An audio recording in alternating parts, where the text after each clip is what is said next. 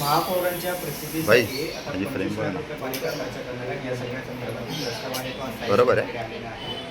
कसं वाटतं, कारण याआधी महापौरांच्या बंगल्यावर उदयवर्ती करण्यात होते खर्च मोठ्या प्रमाणात. आता त्यांच्या प्रसिद्धीसाठी सतत आता महापौरांवर बोलणं आम्हालाही आता कंटाळा आलाय. कारण प्रतापच असे आहे की किती मांडावे आणि किती झाकावे.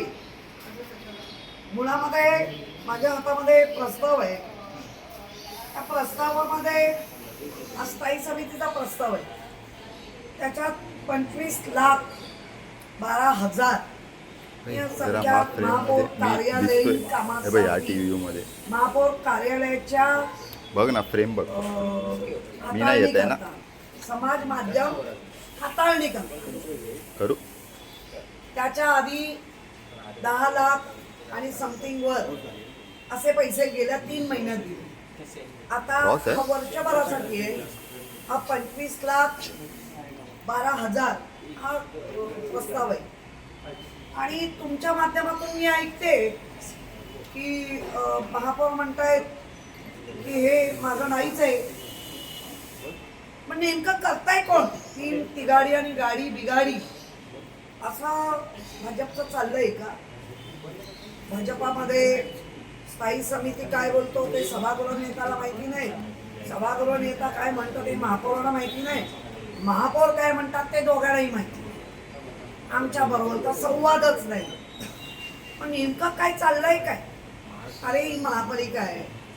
करदात्यांच्या पैशातून येणारा जो पैसा आहे तो सगळीकडे प्रत्येक ठिकाणी दिला जातो.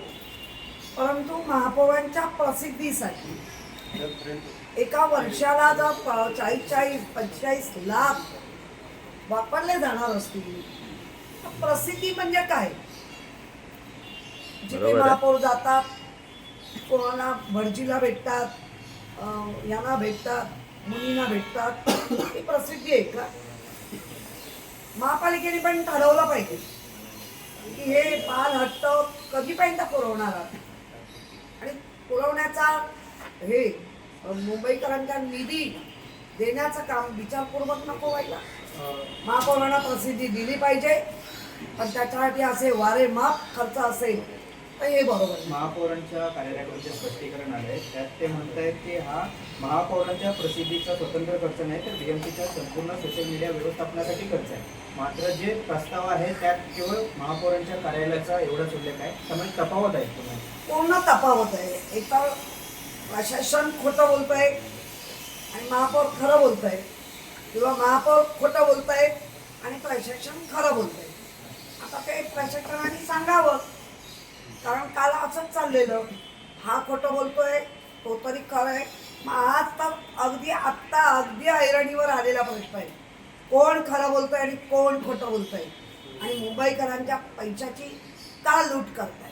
तुमच्या हातात जो प्रस्ताव आहे तो या संदर्भात त्यामध्ये नेमका काय उल्लेख आहे? तुमचा नेमका काय दावा आहे? तो महापौरांच्या प्रस्तावाची जी कॉपी तुमच्याकडे 1 ऑगस्ट 2024 हा जो प्रस्ताव आहे, या प्रस्तावामध्ये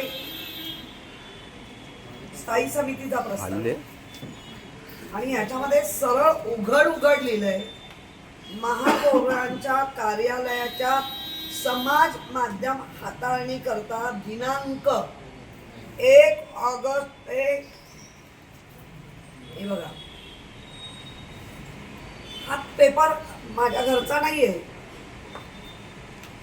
हा पेपर महानगरपालिकेच्या चाललेल्या कामकाजामधला एक पेपर आहे. आणि आत्ता जर अशा पद्धतीने हे नवीन एक पद्धत काढली आहे भाजपने, 5 लाखापासून 75 लाखापर्यंत कुठलंच टेंडर बिंडर न काढता डायरेक्ट स्थायी समितीत आणायचं आणि पास करायचं. हे 5.75 त्याला म्हटलं जातं. हे 5.75च बोगस आहे. आतापर्यंत 5 लाखापर्यंत होतं, त्याची वाढ 75 लाखापर्यंत केली. म्हणजे डायरेक्ट 1 कोटीला जायचं नाही.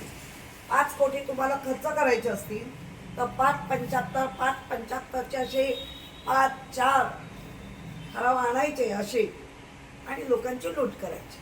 महापौरांची अशी कोणती प्रसिद्धी आहे की जी मुंबई महापालिकेचा जो जनसंपर्क विभाग आहे तो करू शकत नाही, त्याच्यासाठी वेगळी समाज माध्यमांची नियुक्ती केली जाते? तुम्ही देखील महापौर होता, तुमच्या काळात सुद्धा याच कंत्राटदाराकडून समाज माध्यमांवरती पोस्ट केल्या जायच्या, तर तुमच्या पुरता मर्यादित होता की संपूर्ण बीएमसी करता? नाही, खरं म्हणजे महापौरांपुरतंच मर्यादित असतं. आणि जे महापौरांच्या जे डिपार्टमेंट आहे प्रसिद्धीचं, खरं म्हणजे या सगळ्यांना वेगवेगळ्या कामात गुंतवून फक्त रीलच्या माध्यमातून महापौरांना प्रसिद्धी होऊ दे. ह्यांना कशावर ठेवायचे? मग ह्यांचे पगार द्या, रील जे कोण प्रसिद्धी माध्यम बनवणार आहेत त्यांना पैसे द्या. म्हणजे ज्या कामासाठी नेमलंय ते जर डिपार्टमेंट कामच करत नसेल तर आपल्या माध्यमातून ऐकताना विनंती आहे, यांना काढून घ्या, ते डिपार्टमेंट रिकामी करा आणि तुमच्याकडे घ्या. कारण महापौरांच्या प्रसिद्धीला वेगळे पैसे, हे त्या डिपार्टमेंटची लोक आहेत, त्या डिपार्टमेंटचं ते काम नाही करणार. म्हणजे प्रसिद्धी म्हणजे काय? महापौर कुठे चालले आहेत, महापौर कुठेतरी बसले आहेत, महापौर कुठेतरी अशा बघतायत, ही म्हणजे प्रसिद्धी. महापौर गावाला गेलेत, ठीक आहे, त्यांच्या आवडीनिवडी वेगळ्या असू शकतात आणि असल्या पाहिजे. परंतु हा आमचा PRO डिपार्टमेंट कसल्या प्रसिद्धी देत आहे? त्या प्रसिद्धीचं तुम्हाला कळतंय का? एक मुंबईचा मानाचं पद आहे महापौर, त्या महापौर पदाची विटंबना चालली आहे असं म्हणायला हरकत नाही.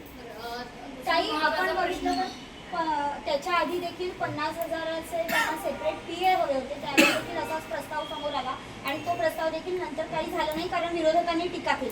नेमकं हे सातत्याने सुरू आहे, त्यावर काय तुमची प्रतिक्रिया? नाही, मुळामध्ये PRO डिपार्टमेंट त्यांच्याकडे आहे. आयुक्तांची काही माणसं मागून घेतली आहेत, कर्मचारी 11 कर्मचारी आहेत, 3 काय 4 सिक्युरिटी आहेत, 3 गाड्या आहेत. हा तामझाम असलाच पाहिजे.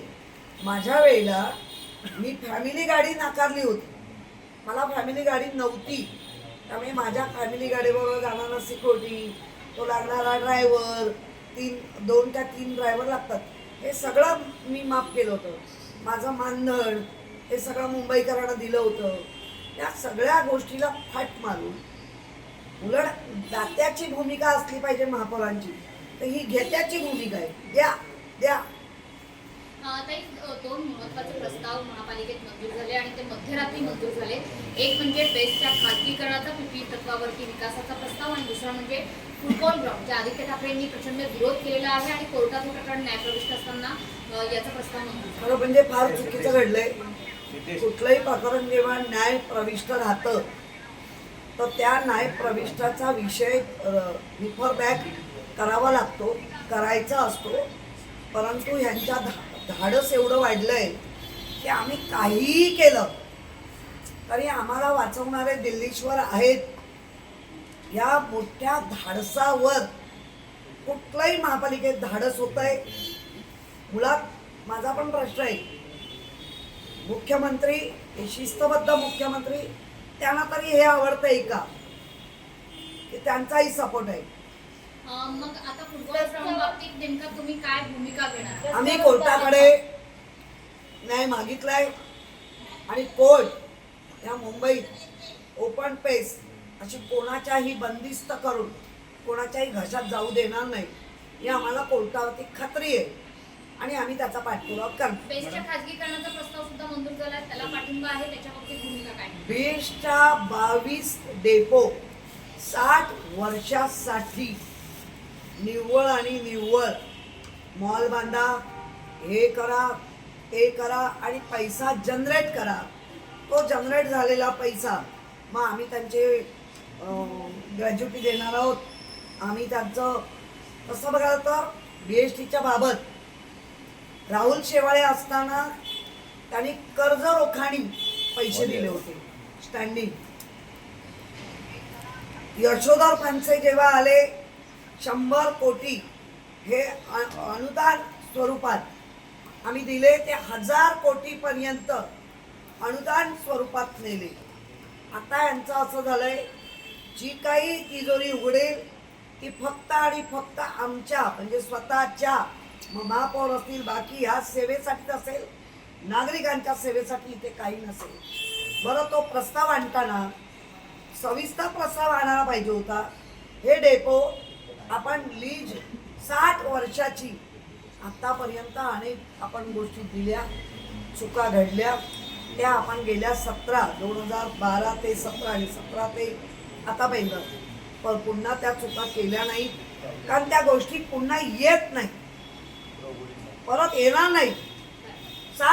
22 का 24 डेपो तुम्ही म्हणजे ज्याची करोडोनी किंमत, अब्जोनी, तिथे करोडोनी लाखांनी किंमत घेतली गेली आहे. काही शेवटचा प्रश्न, एकनाथ शिंदे यांच्या नगरविकास खात्यासंदर्भात आयुक्त अश्विनी भिडेंनी एक खरमरीत पत्र दिलेलं आहे की SRA योजनेमधल्या अधिकारांचा गैरवापर केला जातोय. एकनाथ शिंदेच्या नगरविकास विभागाला आयुक्त अश्विनी भिडे अशा पद्धतीचं पत्र लिहितायत आणि आरोप करतायत आणि मोठे आरोप आहेत. ते कसं बघता याकडे? ते पत्र द्या, आम्ही पण बघू. आणि मी वैयक्तिक कोणावर टिप्पणी नाही करणार, पण त्यांच्या खाली बसलेले सगळे काय लेवलचे, काय लुटारू आहे हे मी सांगायची गरज नाही. मॅडम, आपण तर पाहिलं जुन्नरमध्ये नसरापूरसाठी पुनरावृत्ती घडलेली आहे. अल्पवयीन लैंगिक अत्याचारांची निर्मूल हत्या करण्यात आलेली आहे. कसं पाहता याच्याकडे महाराष्ट्रामध्ये ज्या पद्धतीने ही घटना वारंवार वाढताना दिसून येते? काय पाहणार, गृहमंत्री, एक महिला उपमुख्यमंत्री काय करतायत? काय राजीनामे द्या. या अशा घटना वारंवार घडतात ना, लोकांचे राजीनामे मागण्यामध्ये खूप तुम्हाला हौस होती. राजीनामे द्या.